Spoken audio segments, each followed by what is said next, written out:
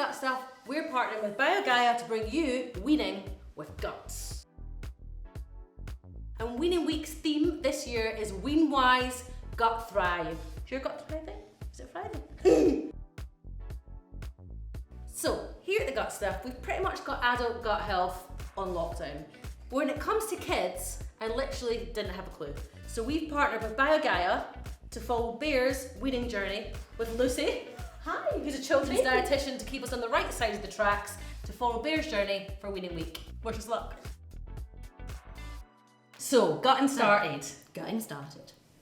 Is this lad ready? This lad is ready. This lad is so what, ready. What are we looking for? So, everyone gives you a number and everyone's like, it's 6 months. So guidance is around 6 months. And the around bit is the bit that I always caveat is the developmental readiness. Yeah. So every baby is going to reach this, like many aspects of their development, when they walk, when they start to say their first words, they're going to be slightly different on their timelines. Yeah. So you're getting started or gutting started when your baby is showing some really key signs. Firstly, this beautiful head control. So he's able to sit up, relatively unsupported. What I would say is, babies don't need to be sort of sitting there for half an hour.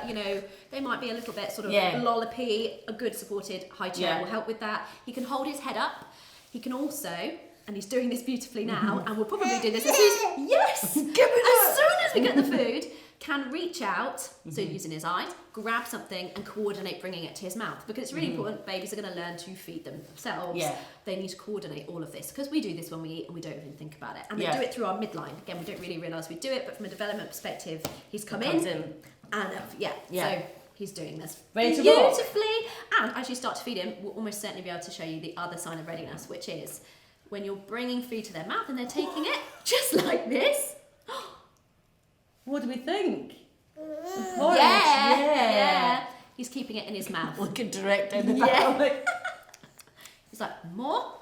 Yes. Look at that lovely hand Because this is movement. what I get very paranoid about choking. Yeah. Right. Yeah. Is there like a technique, or will they just like? Is he playing? Will he just play with it in his mouth? Like what? So choking is managed in a couple of scenarios. So the first thing to be reassured is that babies have a really sensitive gag reflex, and it's much further forward in their mouth, and that's protective for a reason. Yeah. Even with purees or mashed foods and suitable finger foods, babies will gag. And it's a bit of a myth that it's only the kind of baby-led weaning options that will potentially cause that. Spoons can cause that. Purees can cause that. Grainy textures can Ease do up, that. lad. So the reason the gag reflex is further forward is because it's protective. If something goes in his mouth where it might not be ready to go yet, it's going to come straight back out. That's protective. That's good. They might be red, eyes watering. Can be a bit like, whoop. Yeah. Even I, who knew to expect anxiety, it, was like, okay, cool, this is fine. Yeah. We worry about children when they go quiet, they don't make any noise, they lose colour. Okay. And that really is when there is food that is a size that would potentially block the airway, which we're going to avoid completely. Yeah. So, when you start off with finger foods, long stick-shaped things aren't going to do that unless they broke off, which again, if you use the right foods, they're not going to do that, are they?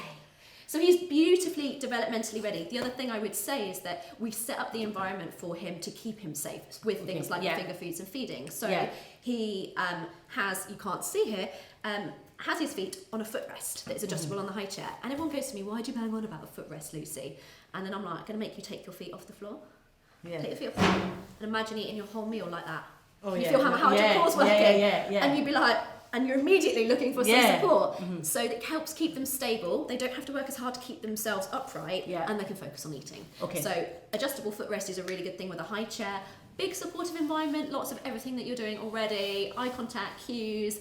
He's leaning and going, yes please, I'd like some more. Yeah, because I think that's where I'm scared that my anxiety is rubbing off on him, because I'm literally like, when I try stuff, I'm like, I talk to lots of parents. I think it's really, really normal to be nervous. Yeah. Because I don't think there is a single person who isn't. I was nervous when I started weaning my daughter, and I've done my job for a very long time. And I was still like, you are the most precious thing in the whole world. What happens if something goes wrong? Yeah. Children will read our body language at meal times. Yeah. Okay. So I'm always like, you just kind of got to fake it. Even if you are like a swan paddling under the water. Lots of reassuring voices, lots of eye contact, lots of smiling. Yeah. When he's moving on a little bit, sitting and eating a bit of something with him, because it also distracts you, because you're going to focus on eating that, and he'll watch you and copy. Yeah, okay. Yes. Yes. He's enjoying it. Whilst we're here, in this mess. May as well. Probiotics time. Easy. 1, 2, 3, 4, 5. Lovely. Ready? Should we take the bottle out and put the good bugs in? Good job. What do you think of that? Microbes.